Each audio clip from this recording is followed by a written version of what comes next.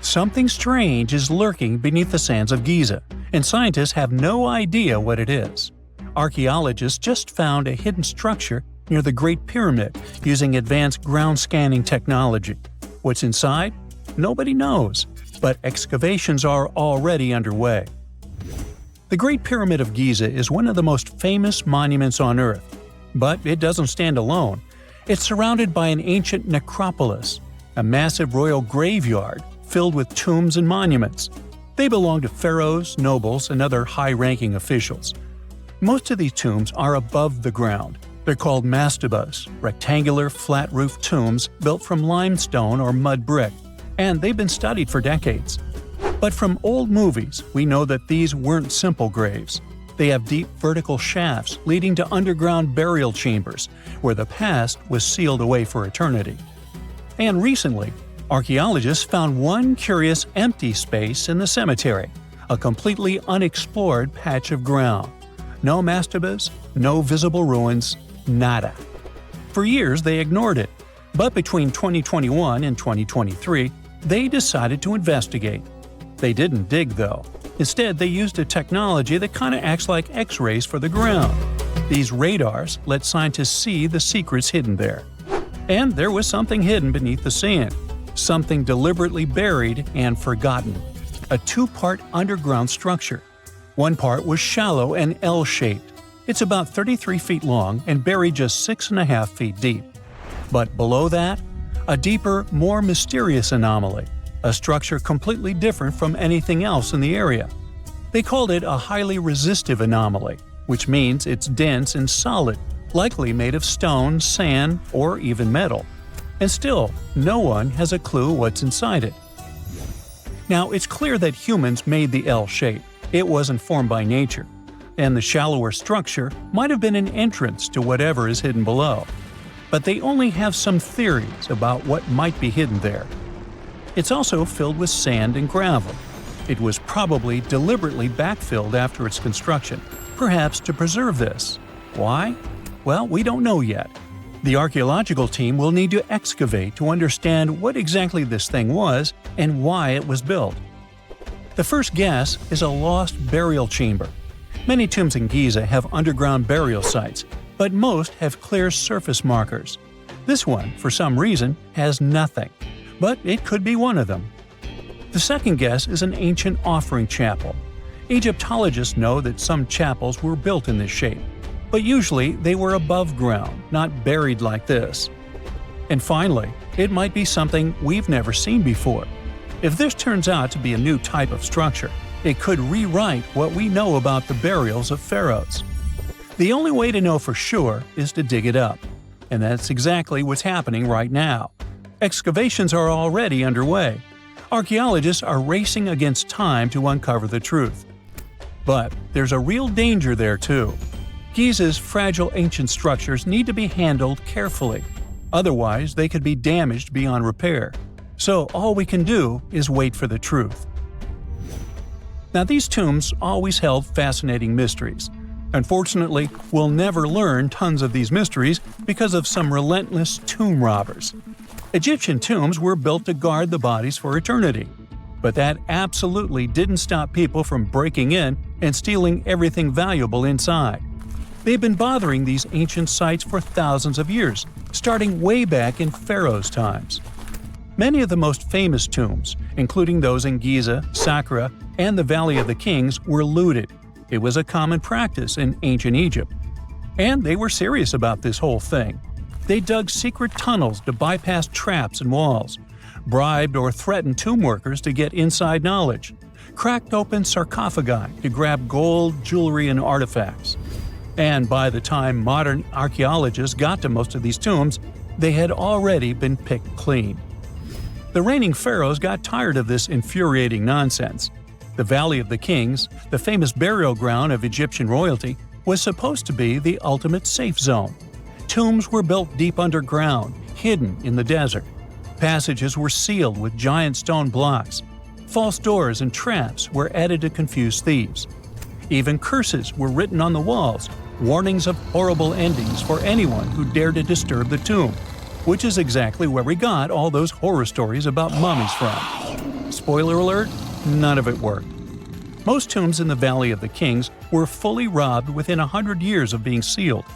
Even King Tutankhamun's tomb, one of the most famous in history, was broken into twice in ancient times. Some of them decided to try and fight back. The New Kingdom rulers built hidden unmarked tombs in a way that should have prevented the looters from finding them, but didn't work.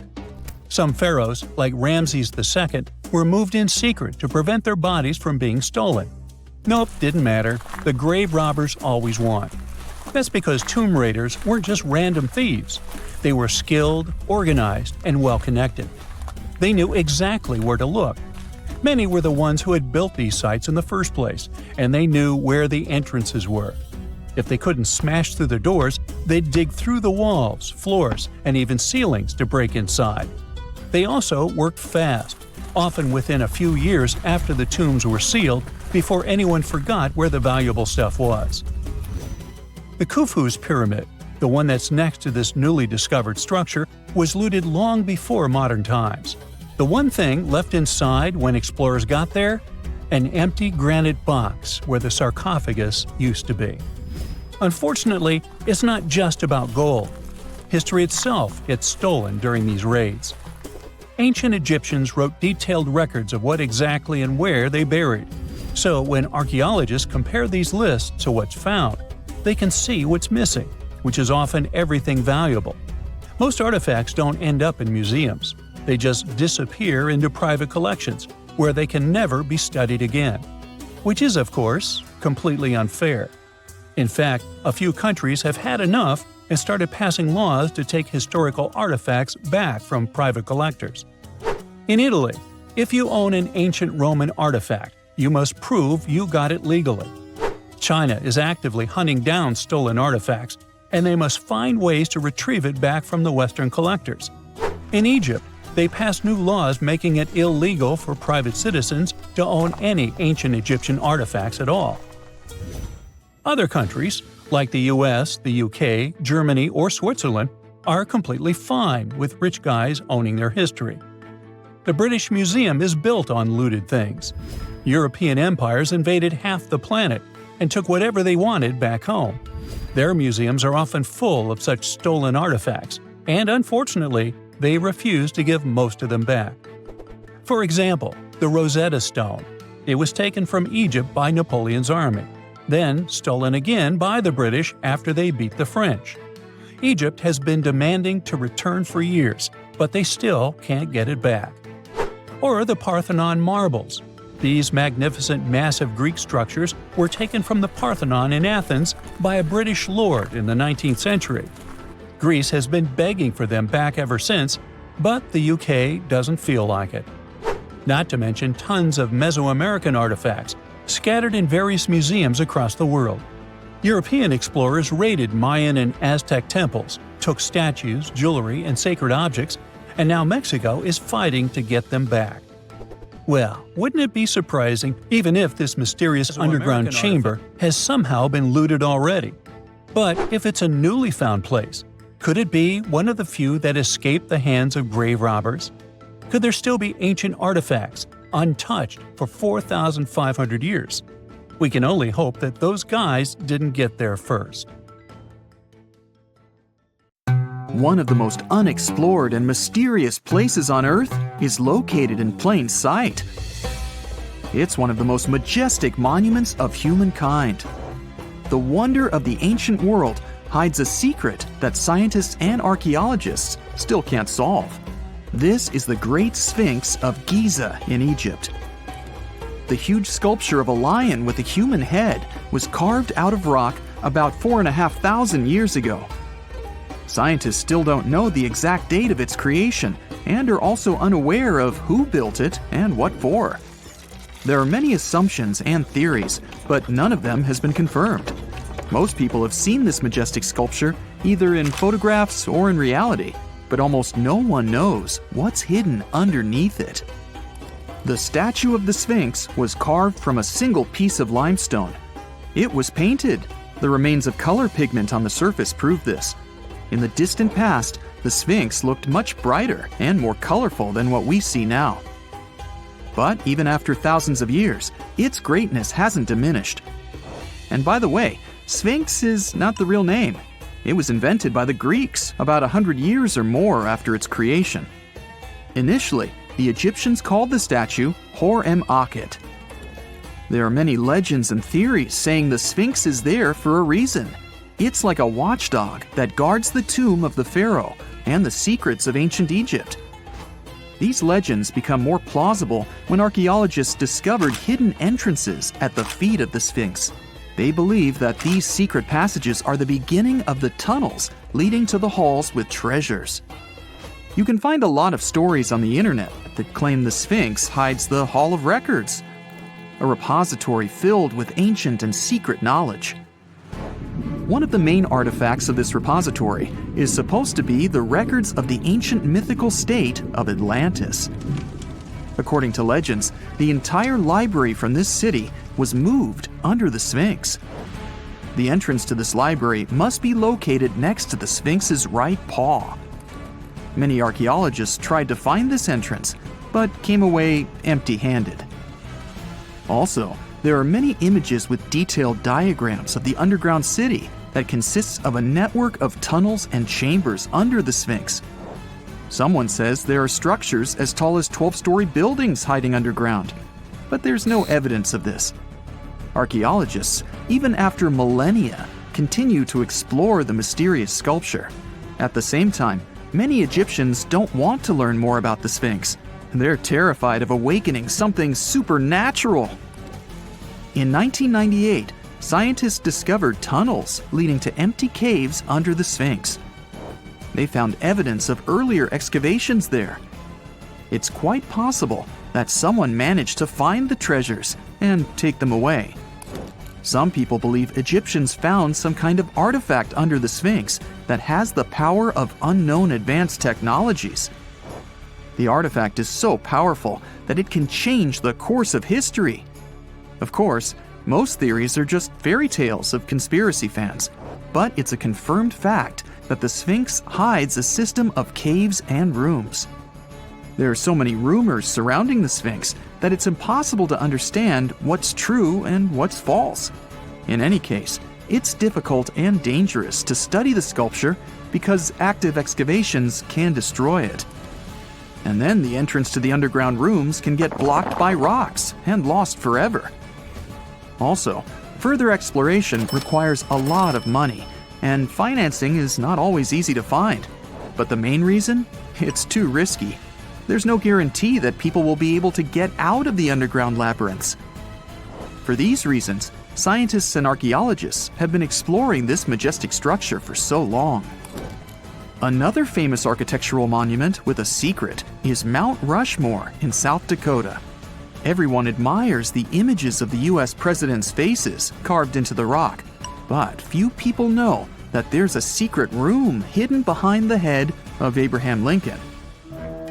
The architect of Mount Rushmore wanted to carve slabs on the rock with the record of the main stages of the country's history. But his plan was too complicated to carry out. Then he was offered to implement it on a much smaller scale, to build a secret room inside the mountain. The idea was to save this knowledge so that future generations will always remember the history of their country. Unfortunately, the architect didn't have time to finish his work. The construction stopped for several decades. But in the late 90s, the project was resumed. Porcelain enamel panels depicting the history of the U.S. were placed in the room. It's possible that these plates will be stored there forever. But people can't see them, at least for now. The room is inaccessible to tourists as it's too difficult to get inside. Another secret room is located in the Empire State Building. More precisely, it's not even a room, but a place where you can take cool photos. Almost all tourists gather on the observation deck of the 86th floor to enjoy a stunning view of Manhattan. But there's another deck with panoramic windows on the 102nd floor. There are way fewer people there because almost no one knows about that place. Fortunately, access to this deck is open to everyone. You probably won't have to wait in line for a long time to take a photo. You'll feel special because you're in such a secret place where there are almost no people. But the coolest place is even higher, on the 103rd floor. This is a spacious observation deck where celebrities get their photographs taken. It's not a public place, but if you know the right people, you can get there. There are almost no security measures on the site. Only a low ledge between you and an abyss. That's why crowds of people are forbidden from coming here. It's not so easy to get there, and you're unlikely to succeed without a guide. First, you need to choose the right elevator that will take you there. Then you'll go through several engineering rooms filled with pipes, electrical panels, and other technical stuff. The final part of your way is a set of stairs inside a tiny corridor. And here you are, at the top of New York. Now we're in Paris. See the Eiffel Tower? Inside it, there are restaurants and observation decks. But if you try hard, you can find a secret apartment. Now it's a museum, but it was built so that people could live in it. The architect of the tower, Gustav Eiffel, created this apartment in 1889 for himself. It's almost at the very top of the Eiffel Tower. Imagine what a beautiful view he observed every day. He was the first and only tenant. No one else could gain access to this place. When the architect passed away, the apartment remained empty for a long time. Only recently, they restored it and turned it into a museum. Inside, the epoch of the last century is recreated. They even put wax figures of Gustav Eiffel, his daughter, and the American inventor Thomas Edison inside the room. This place is filled with an endless stream of passengers, office workers running late, visitors from other cities, noise, and train whistles. At Grand Central Station in New York, among all these sounds, you can hear the sound of a ball hitting a racket, if you're in the right place. A real tennis court is hidden inside New York Central Station. It belongs to a tennis club that arranges corporate games for employees of many companies. The club was opened in the 60s. Now we're moving to London, Charing Cross Road. It isn't easy to find one secret place here. To do this, you need to look carefully at your feet. Do you see these sewer grates in the asphalt? Inside them, you can notice two signs with the name Little Compton Street. Yeah, there's another street right below you. It disappeared from all maps at the end of the 19th century. Charing Cross Road was built over it. The identification signs that you see are part of old engineering tunnels. There's another interesting place in London. It's located in the southeast corner of Trafalgar Square. At first glance, it looks like a thick lamppost, but there are too many tourists walking around. You come closer and realize that one person can easily fit inside the post. The lamppost belongs not to an electrician, but to a police officer. Yeah, this is the smallest police station in the world. It was built in the 1930s and used as a watch post. Officers had to sit there one by one and watch Trafalgar Square. That always attracted a lot of pickpockets and all kinds of other criminals. There are many myths around arguably the greatest structure ever built by humans, the Great Wall of China. Some say it's so grand that it's visible from space. Others claim that you can see it from as far as the moon. Other theories suggest that the builders of the wall were left inside. Well, sorry to disappoint you, but all these impressive stories are just myths. But even with those stories busted, the Great Wall of China is an impressive and truly breathtaking structure. So let me tell you its true story. Today, China is one of the most populated countries in the world, counting as many as 1.4 billion residents. It's also one of the oldest nations in the world. It has 3,500 years of continuous written history, but the civilization existed long before that.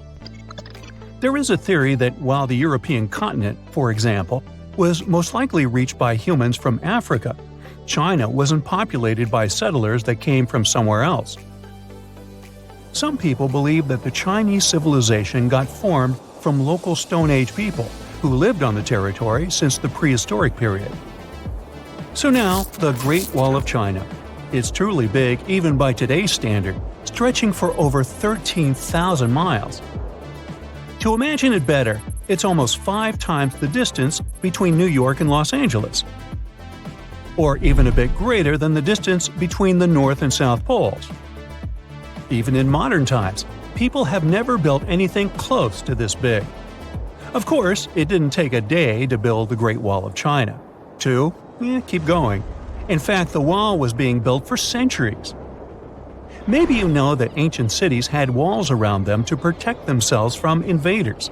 Yes, Chinese cities had them too. The first Chinese emperor united the country in 220 BCE and got a brilliant but very ambitious idea to turn all city walls into one big wall that would defend the country's border against attacks from the north. A trusted general directed the construction, enrolling a big group of workers, soldiers, commoners, and convicts. Back then, the wall was built of rammed earth and wood. In some places that were strategically important, the sections of the wall overlapped to provide maximum security. The walls were around 26 feet high on average. But the Great Wall didn't yet look like the construction we know today. Every next emperor would pick up the big wall project, strengthening and extending it, repairing, but also modernizing construction techniques. Some used bricks to build it, others moved on to granite and marble blocks. Watchtowers and platforms weren't there from the beginning as well. They were added by Ming emperors. The watchtowers made it possible to communicate with other parts of the wall through smoke and fire messages.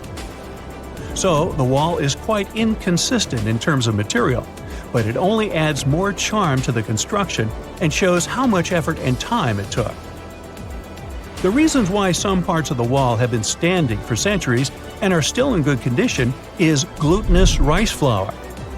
Turns out, this sticky rice mortar is almost like cement. It's very strong and waterproof, sealing the bricks so tightly together that even sneaky weeds can't grow between them. You may also notice that some bricks have writings carved on them. They were left by the workers who were building the wall. The purpose of those writings is quality assurance. They contain such information as location, quantity, and responsible officials. So, in the case of some problems with the quality of materials or constructions, it would be known who should be held accountable for it. Recently, a research group has looked through official historical documents of the Ming Dynasty that ruled China from the 14th to the 17th centuries.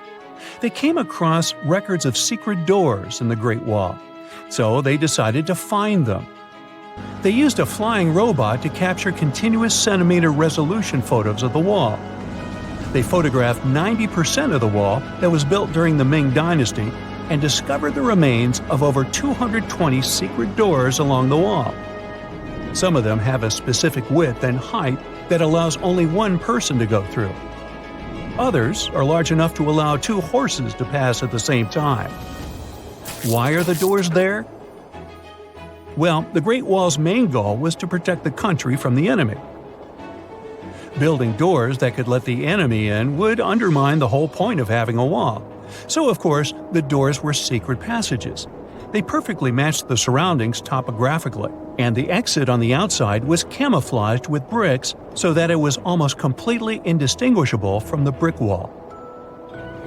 The wall was never just a defensive wall, and it was never completely closed. It could be opened on demand. It was also a structure used for trade and commerce, communication between inside and outside the wall, and of course, for defense and spying. Some doors were used for trade with the other side. Through smaller doors, a person would sneak out to spy on the enemy that lived on the other side. The hidden gates were also useful for a sudden attack. As you remember, some gates were camouflaged with brick on the outside.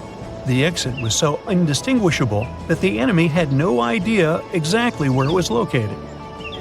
The inside entrance for Chinese soldiers was hollow, so they could walk through the wall and break the camouflaged exit gate from the inside, starting their surprise attack. Now, even though the main point was to prevent outsiders from getting into the city, the wall wasn't too effective on that matter. It could still be climbed over or marched around. So the wall was being watched at all times, and the guards gave signals to the troops if they saw the enemy approach. Also, the wall provided more time to mobilize and bulk up the country's forces or lure the enemy troops into a difficult strategic position. The construction stopped at the end of the 19th century. The wall lost its strategic and military importance due to technological advances. Over the centuries to today, only 8% of the Great Wall is in good condition, and the rest is damaged. Also, around 1/3 of the wall has disappeared without a trace, due to both natural erosion and human damage. I guess you could say it's now just a pretty good wall. As you remember, the first parts of the wall were built out of rammed earth and wood. These are not the most unfailing materials if we're talking about thousands of years. Also, destructive farming methods have turned large areas into a desert and contributed to erosion. Also, many bricks were taken away from the wall in the last century to be used in building farms and houses. The wall is being deconstructed stone by stone even today, but this time by tourists. Quite a few of them take a stone as a souvenir. That's a total of a lot of stones, considering that over 10 million tourists visit the Great Wall every year. Since 1987, the wall has been a UNESCO World Heritage Site, highlighting that it has an outstanding importance to humanity. The wall is one of China's 56 World Heritage Sites, second place among countries with landmarks protected by UNESCO. Who's first, you ask? Well, the top spot, with 58 World Heritage Sites, belongs to Italy. And do you know that the wall isn't only a famous tourist attraction, but also the location of the Great Wall Marathon? It's a marathon that was established in 1999 and is one of the most challenging ones in the world. You guessed right, people run along the wall, including all the steps. There are 3 distances, so that participants can run a full marathon that is 26 miles, a half marathon that's 13 miles, or just have a fun run of 5 miles. The Azores are 9 islands in the Atlantic Ocean, sitting about a third of the way from Europe to North America. A history textbook will tell you that the Portuguese explorers discovered this beautiful archipelago in the 15th century. Until then, they were uninhabited. The islands still belong to Portugal, so there seems to be no controversy or mystery here, except for the fact that some researchers think the Azores were home to an ancient civilization from thousands of years ago. Others support the idea that the famous Atlantis itself was here. In 2010, archaeologists announced that they found some structures on the islands which looked like they were from the Stone Age. If that's true, it would mean that there was a civilization back then which was advanced enough to travel this far and settle on the remote islands. A special scientific commission studied the matter and concluded that those structures were natural rock formations or had a more modern origin. So the first settlers were supposed to have been the Portuguese. It didn't stop some enthusiastic scientists from further research. They analyzed the DNA of mice from the Azores and found that it had the same genetic characteristics as house mice from Northern Europe. The little rodents couldn't have sailed this far without humans, so it looks like the first people had arrived at the Azores before the Portuguese, and the plot thickens. Dr. Felix Rodriguez, who works at the University of the Azores, is determined to find out exactly when it happened. He's studying the megalithic structures found in the Azores. Similar structures found in Western Europe and the Mediterranean date back to the Neolithic age. According to Dr. Rodriguez, the oldest findings are from 4,200 years ago. It's not clear when civilizations left them. The professor identified 7 megalithic structures in one complex as dolmens for the deceased. The cavities are all cylindrical in shape and definitely don't look like a natural formation. The material from the cavities turned out to be at least 2,500 years old. There are also some pieces of ceramics that seem to be even older. It looks like the rocks in the area had been lifted. You can see it by the small waves left by lava. It's thick and sticky, so it can't leave vertical marks. Someone must have moved the rock from its horizontal position. Another interesting finding is some stone anchors with holes found by the sea. Similar ones were used in the Mediterranean and on the Atlantic coast of Europe, dating back to 1000 and 2000 BCE. The 15th century Portuguese were advanced sailors and never used stone anchors, only metal ones. The scientists also managed to find a structure built right in the volcanic top. It looks somewhat similar to the ones built in the Mediterranean that are at least 2,000 years old.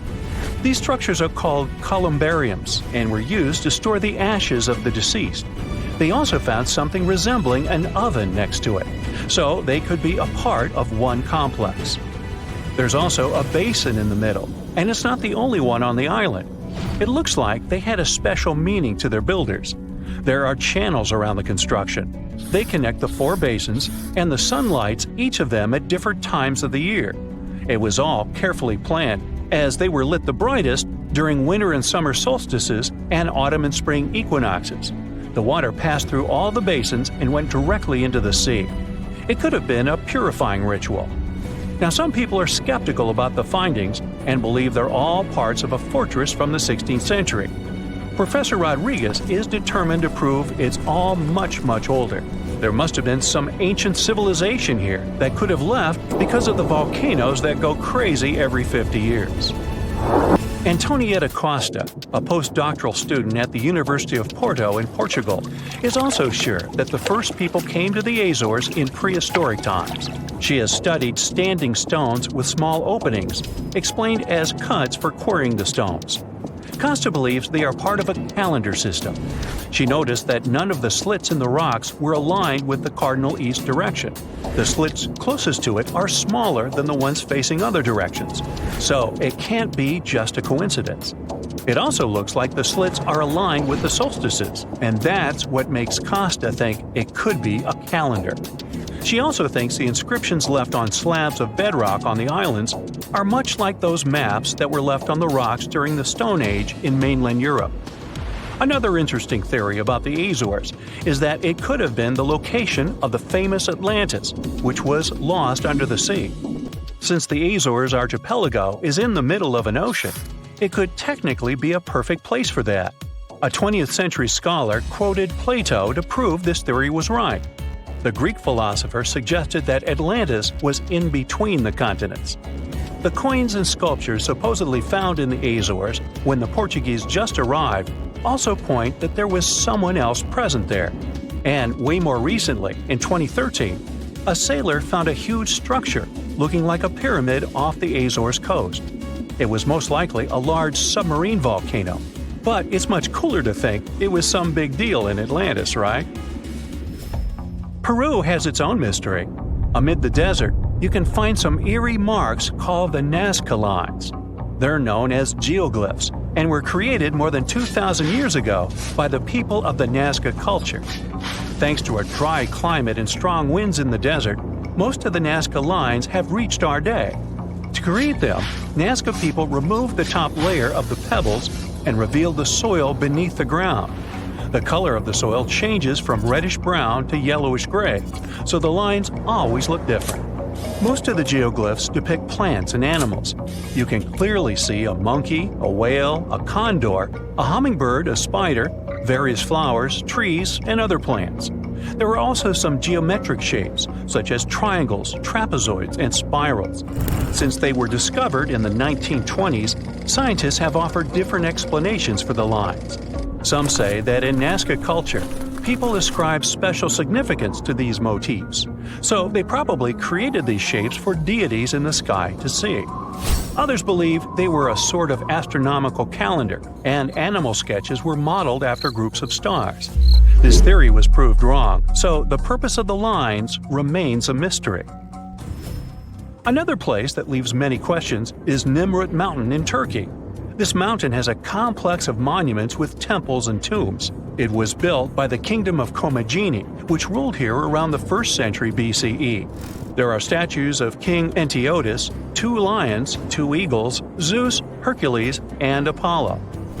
Archaeologists found the ruins of this complex at the end of the 19th century. They thought it had been built by the Assyrians. Then, some of the most famous scientists of the time came here and found an inscription in Greek. It had details about the sculptures and the names of important members of the Commagene royal family. It looked like it had been put there for future visitors. The scientists established that the statues used to be full-size figures. Changes in temperature, strong winds, snow, and the bright sun didn't leave them a chance to last in all their original glory. Plus, the complex is in an earthquake zone. So all you can see now is mostly the heads of the statues. They look incredibly complex and large for their time. The biggest question is, how did the people who lived thousands of years ago manage to create such huge sculptures on top of the mountain? It's obvious that they worked on shaping the limestone blocks up there and not on the ground. So, stay tuned. We'll keep an eye on this.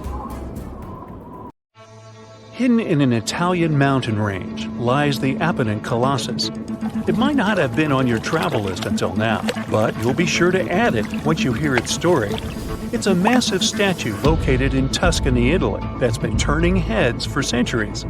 It stands a staggering 36 feet tall, which is pretty impressive.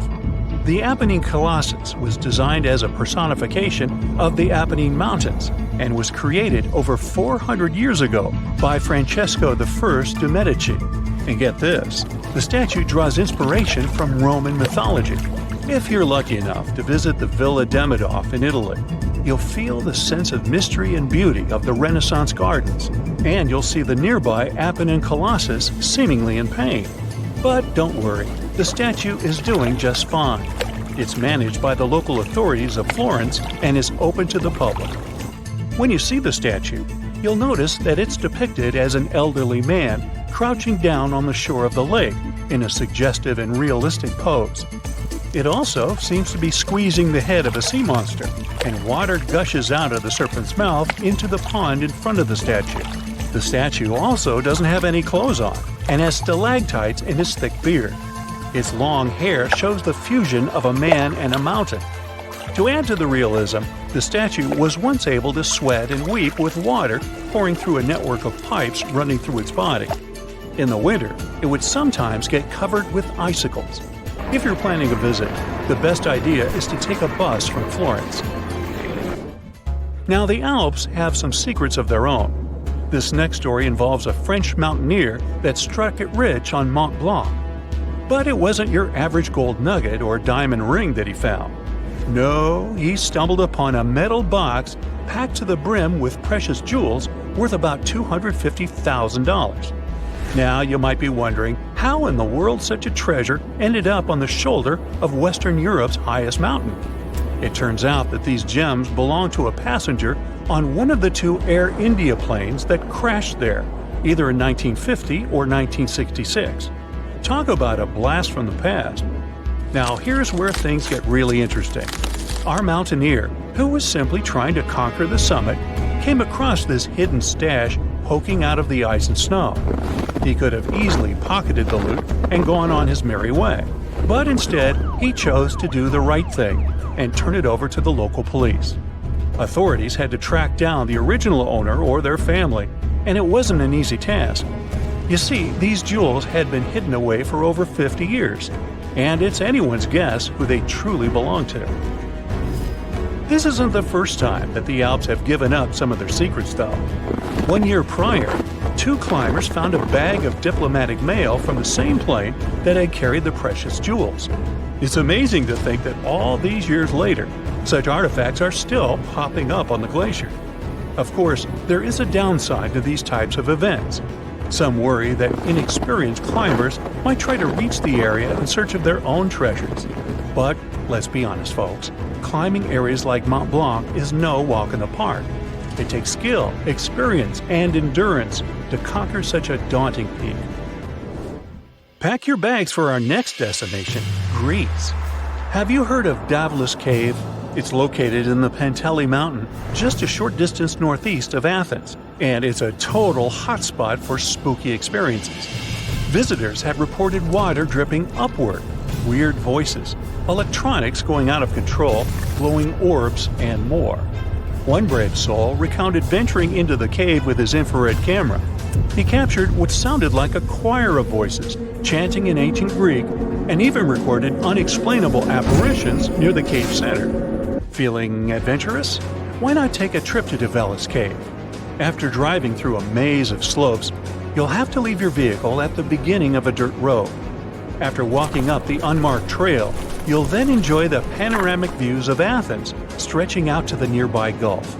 Finally, after about 25 minutes, you'll see a crescent-shaped opening in the rock leading to the cave. Some people that have experienced walking toward the cave remember feeling an intense pull.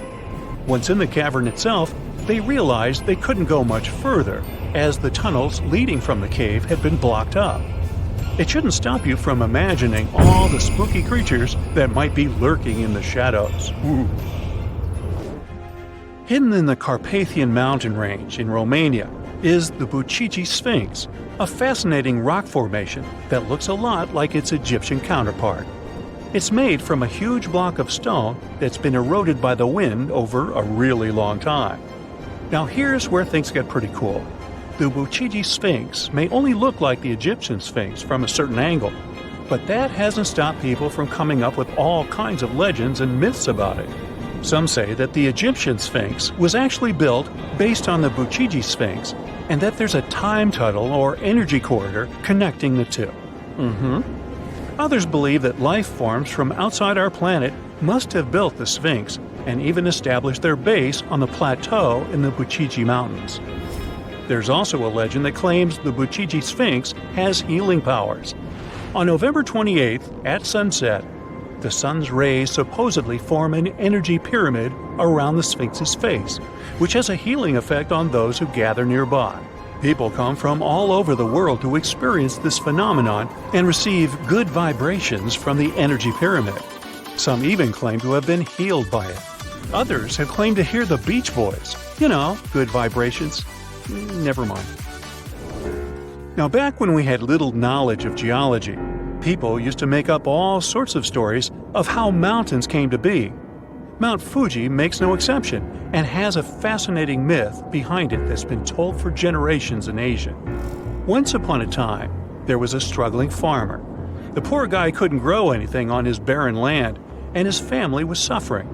One fateful night, he was jolted awake by an earth-shattering sound.